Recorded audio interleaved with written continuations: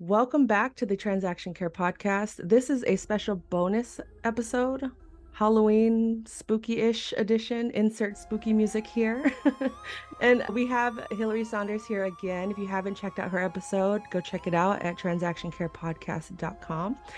But I had put on Facebook status just asking people, is there anyone out there that has any spooky, scary, creepy stories, real estate related, that they're willing to talk about on the podcast?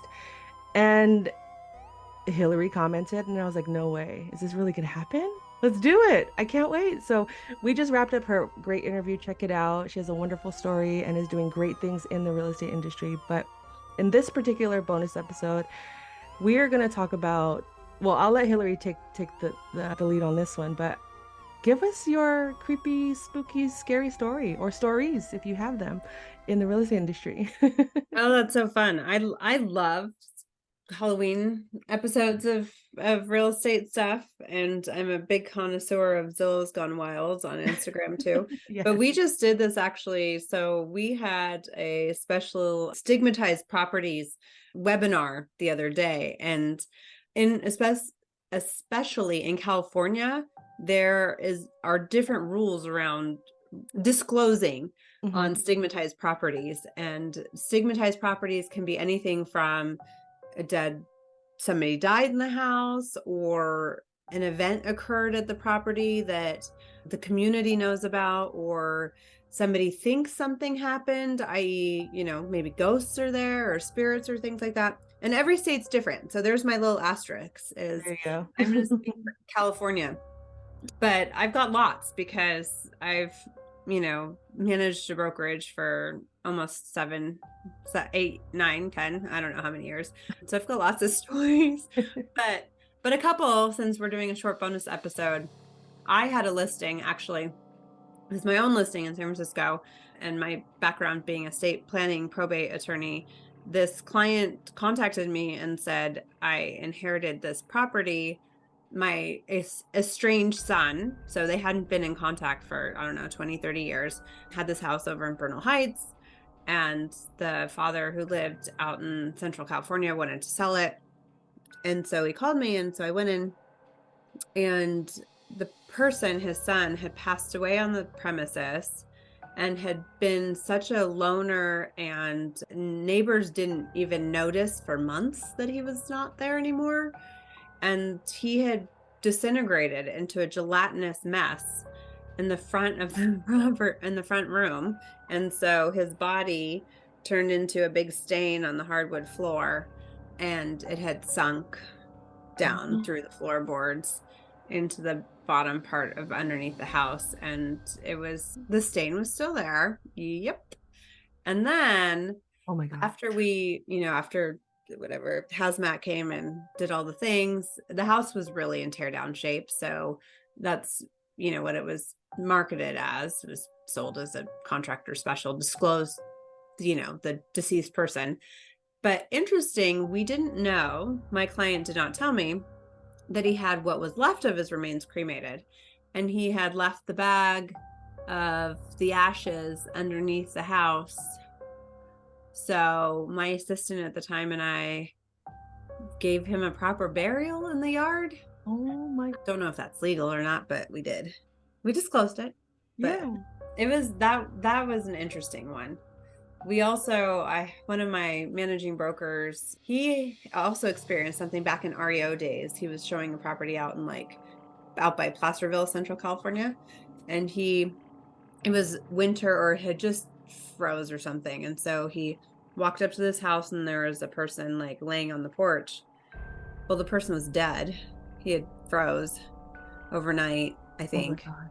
And so he had to call the authorities and remove the poor deceased person off the porch. And now banks don't have to disclose anything, right? So they're exempt from all these things. But since he had actually shown the house, he had to now disclose that someone died on it. These are the things that you don't read in the real estate books when you're getting your license. Like, these are. No, and everybody's afraid of it because, in California, you have to disclose if someone died within the last 3 or 5 years. Right. Great. But the key is that if the neighbors know, you better disclose something, because they'll talk and then the buyer will not know. We had another one just recently. Well, the story is in Marin, this landslide happened and it came down and it ruined this house and killed one of the occupants. And the next owner who bought it shored it up, made it this beautiful mansion. It's gorgeous. And enough time had passed so they didn't have to disclose that the occupant was actually killed there.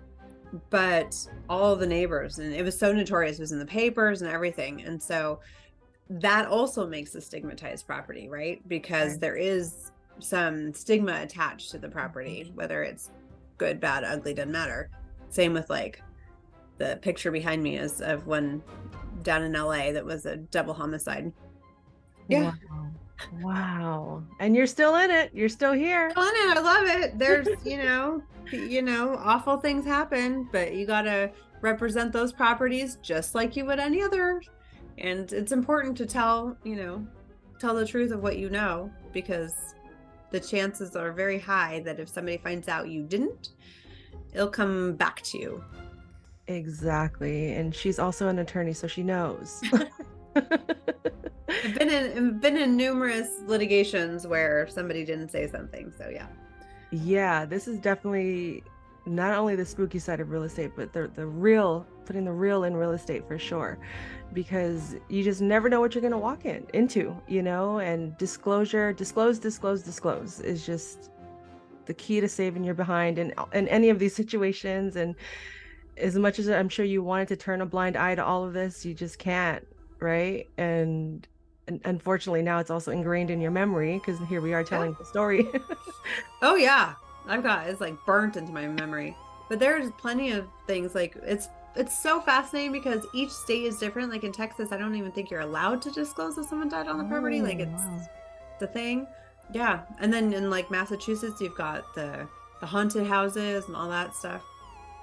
Yeah, that is fascinating. Well, thank you so much for sharing those stories. This was fun because I really was just like, does anyone have any spooky, creepy stories? And this exceeded my expectations more than I was even anticipating when I put that post out. So thank you again for being transparent and honest and sharing not just these stories, but your own story as well. It was very inspiring. This is probably one of my favorite interviews I've done to date.